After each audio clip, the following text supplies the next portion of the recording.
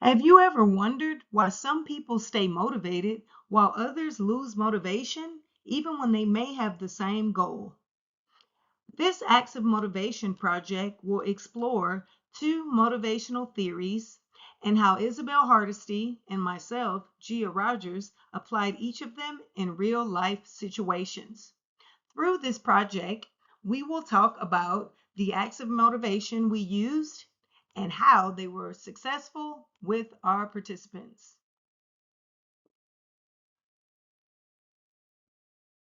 Before we look at our acts of motivation examples, we need to first understand what really is motivation. This seems to be a term that people throw around quite often. They like to say this student is motivated or that student is unmotivated, but motivation is really why people choose to begin a task, why they continue working on it, why they put forth effort even when things become difficult. In this presentation, we're going to look at two theories that explain what motivation is in different ways. We're going to look at the expectancy value theory first, and then we will shift gears to the goal and orientation theory. Both of these theories are ones that we use in our acts of motivation participants. What is expectancy value theory? Expectancy value theory states that motivation depends on two things. First is expectancy, or the belief that you can successfully complete a task, and second is the value, or how important or meaningful the task is to you. If someone doesn't think they can succeed, or they don't see any value in the task, their motivation would be low. When both expectancy and value are high, motivation becomes much stronger. Jones 2021 coined this term, and we can see that a person's present ability can determine their future ability. It's almost like thinking about the power of yet and thinking, just because I can't do something yet, can I see the value in it in the future? Do I think that I'll be able to be good at it at some point? My acts of motivation project was inspired by a student athlete I know. This student athlete had been improperly fueling his body, which in essence led to a trip to the hospital where he suffered from dehydration from not drinking an adequate amount of liquids during his sporting event.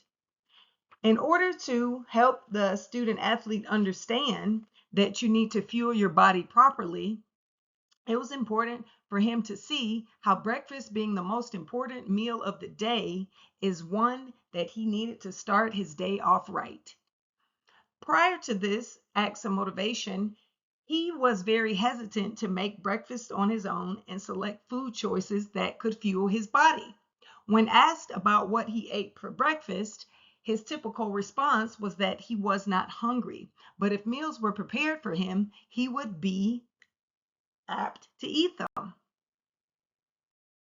In efforts to try to motivate the student athlete, we had to try to first figure out what was his reason for not preparing breakfast on his own. He had a very low expectancy. After constantly hearing his parents nag him about cooking or fixing himself something to eat, he had started to think that he wasn't capable of doing the task properly. He didn't see the value in eating breakfast, nor did he feel confident about it. So we brainstormed some different food groups, such as proteins, fruits, and carbs, and came up with some food choices that he'd like to eat. Once we took the part about him having to think about what he would eat every day and put them on a chart, it was much easier for him to see that he didn't have to have fatigue of thinking what he would eat. Each day, he would use the weekly breakfast tracker to circle the food that he ate in each category, and he would earn between 0 and 3 points depending on how much food he chose in each day. At the end of the week, he would add up all of his points and see if he could earn a reward based on him being able to prepare breakfast for himself. Him having some choice in the foods that he ate, and seeing the reward at the end of each week was a really big motivator for him. Once my student athlete started to look at the food tracker and the benefits of the chart, he saw that it would help deal with the mental fatigue and choice overload that he had been experiencing prior to the chart, according to Decker's 2018. The mental fatigue of deciding which foods to eat was eliminated. His motivation to make breakfast increased, and his self confidence also increased as he saw that he was, in fact, competent, and his expectancy changed about himself. The value of eating food and seeing how his body was fueled increased, and he gained new knowledge of food groups. This was a beneficial activity for him as his expectancy value became very high and his success continued to grow with his meal preparation and his utility. Isabel's act of motivation for expectancy value. It was summer. We were so ready to take care of our garden. But my son had misgivings about being the selected weed puller. I had different tasks that I was doing as an adult, and he was able to do the weed pulling. But when he looked over and saw so many weeds, he was not very motivated. My son's task was to pull weeds in our garden. At first, he was not motivated, and I aimed at increasing my son's expectancy value. I decided to do two things. The first thing I did was I asked my son to only pull 20 weeds. Instead of having to look through and feel like he had to pick 1,000 weeds, he was now able to just reduce that number to only 20. This was much more doable. His expectancy shifted and became high.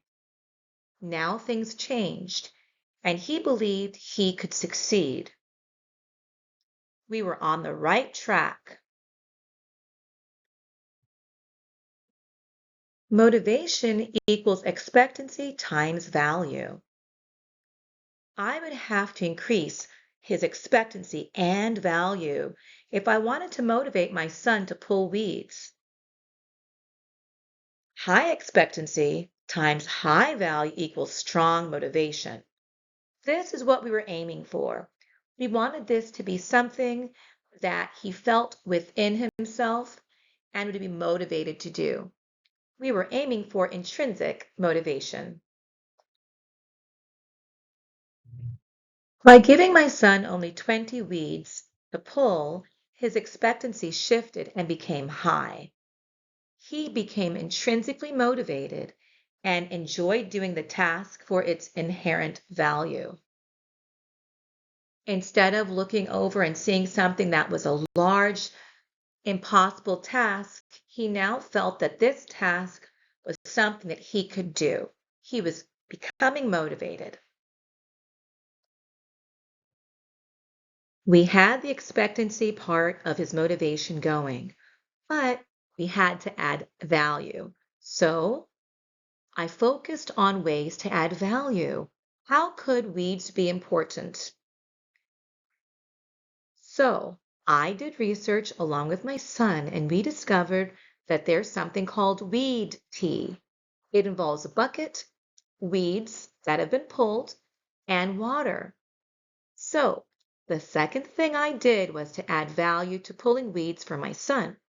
We gathered the pulled weeds, added them to a bucket, added water, then made a weed tea, which became liquid fertilizer for our plants. And within a couple of days, we saw them growing a little faster and becoming healthier. This was the path that we were trying to go. Everything has changed. Now, when it's time to pull weeds, my son is motivated to do it. Instead of the weeds being a hassle, they have value. These weeds are important for our garden and make our plants beautiful. We shifted from being unmotivated and not seeing the value, thinking that it was too hard to even do, to realizing, number one, that we can do it. His expectancy shifted. Number two, there was value to actually pulling the weeds, not just because the weeds wouldn't be in that section of the garden, which, as everybody knows, weeds come back many times, but that the weeds are valuable as liquid fertilizer. So this was a fun task with my son. What is goal orientation theory, you ask? According to Jones 2013, goal orientation theory states that reasons for pursuing a goal indicate how your behavior and motivation will show whether you master a skill, which is a mastery mindset, or outperform others, which is a performance mindset. Nimiverta et al. 2019 shared that although some goals may initially be motivating, that high levels of motivation tied to mastery could produce a greater outcome. A mastery approach would mean that an individual will see that once the motivational act is performed, that they are increasing in their own individual competence by learning something new or completing a task. The second participant for my active motivation study was a friend of mine who had been struggling to lose 20 pounds. She was a working mother of two toddlers and a married wife who had just been at her wits' end of losing weight. Like many of us, she had been on the weight loss hamster wheel time and time again and said that she wanted to feel good about herself when losing weight and didn't want the scale to be the only factor. She loved the attention she received from others and was able to consistently work out 2 to 3 times a week. She had developed a performance mindset towards losing weight, according to Jones' 2013 goal orientation theory. She only felt like she was successful towards her distal goal of losing 20 pounds when the scale moved in her favor. I had to get her to understand that proximal goals were also important and help her reach her weight loss goals. Her mental health was greatly being affected by her weight, and I knew that these acts of motivation would help her feel confident and have long-term success. In order to assist my friend with her goal of losing 20 pounds, we decided that we would implement a weekly tracking system. My friend would no longer be weighing herself on the scale to determine if she was successful or not. She knew that I had joined Orange Theory recently and was having so much fun losing weight but feeling stronger at the same time. We created a weekly tracking system that would be composed of these 5 questions that she would complete in a journal, and we would discuss them at the end of the week. The questions are: number 1, did you walk 12,000 steps today? Number 2, did you attend Orange Theory at least once this week? Number 3, did you lift weights this week at least 2 times? Number 4, did I have more energy this week? Number 5, how was my mood before, during, and after my workouts? After the first couple weeks, my friend shared with me that she had been able to check mark everything that she had completed on her weekly journal. Even though she started with a fixed mindset, according to Stanford alumni, we know that when her brain is on fire, processing errors and learning from it is a big part of having a growth mindset. Even though my friend originally saw herself as being successful only when the numbers on the scale change, my friend commented to me that seeing her name light up orange on the screen during Orange Theory made her feel like she was getting stronger. She loved that at Orange Theory she could earn a splat point for keeping her target heart rate in a very high zone. She even told me that she attended Orange Theory more than just the one time a week that we had originally agreed on. She said that the journal made her feel like there were things in life that she could control, and she enjoyed the time away from her family to focus on herself. The second time we attended Orange Theory together, my friend even earned more points than the first time. She told me she wanted to beat her points from the previous time. This showed me the importance of competence, because originally my friend was comparing her splat points to other people in the studio. But now she began comparing them to herself to see that becoming stronger is in fact a win towards her distal goal, even though it was a proximal goal along the way. Time my friends' goals into a mastery approach and not just looking at the numbers on the scale as a win was beneficial in exploring the goal orientation theory. Looking at my friend and the confidence she gained while training, talking to me about not measuring his success by the scale helped give me a renewed sense of purpose. I don't usually train others or write workouts for people besides myself, even though I do have my personal training certification. My certification was up for renewal this September, and I was considering not renewing it for the first time, even though I've had the certification for 8 years. I did not necessarily train clients, but only myself. This Acts of Motivation project helped me begin to feel encouraged about continuing to renew it. It made me feel motivated to renew my certification and continue to work towards the dream of helping others feel good about themselves and fueling my purpose. My friend Jane and I planned on walking twice at a new recreational center. I had seen this recreational center being built. Everything was gorgeous and shiny and new. I loved it. She was missing most of our scheduled walks. So although I found this new recreational center and I got my friend on board with walking, she really wasn't making our scheduled walks with me. Also, she wanted to get back in shape to run a marathon like she used to do many years ago. So far, we had the person who had run marathons in the past, was willing to walk now, but everything that we were planning, or most of the planning moments of walking, they were not actually happening. I had to help motivate my friend Jane. During our talks over the phone or via text, we discussed how we were no longer in our 20s. And Jane really enjoyed talking about how she was not going to be a couch potato. She was not in her 20s and she wanted to make a change. Jane was focused on performance avoidance goals. She was focused on not looking incompetent to others. This GO would keep her from wanting to challenge herself. I was committed to helping my friend Jane become motivated in the correct way for this to be a new way of life for her because she had this long-term goal of going back to marathons. I had to think hard. I had to help my friend. I needed to motivate her to mastery approach goal orientation. This GO is where she needed to be. She said her aim was to eventually get back to marathon running. For that, this mindset was vital and where we needed to move Jane's GO. Why is mastery approach goal orientation important? I'll tell you why.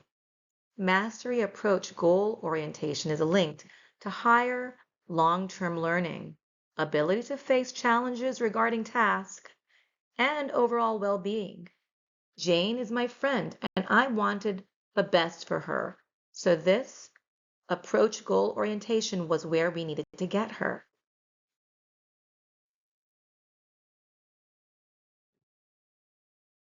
I focused on choice to motivate Jane. Although I liked the new recreational center, I gave Jane the choice of where we walked.